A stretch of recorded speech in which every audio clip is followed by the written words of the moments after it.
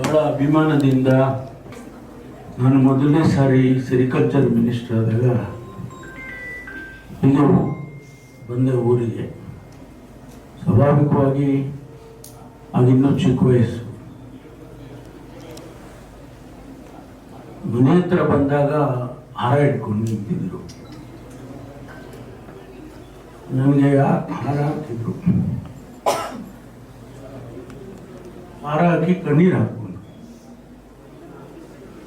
ಯಾರೋ ಪಕ್ಕದಲ್ಲಿರೋದು, ಯಾಕೆ ಸ್ವಾಮಿ ಸಂತೋಷ ಪಡಬೇಕು, ನೀವು ಕಣ್ಣೀರು ಹಾಕ್ತಿರಲ್ಲ? ಅಯ್ಯೋ ದಡ್ಡ, ಅದು ಆನಂದ ಬಾಷ್ಪ ಕಣಯ್ಯ ಅಂತ ಹೇಳಿದರು.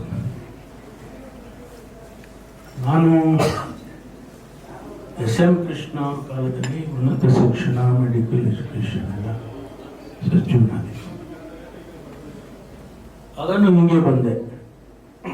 ಊರೆಲ್ಲ ಸಂತೋಷ ಪಡ್ಕೊಂಡು ಮೆರವಣಿಗೆ ಮಾಡಿ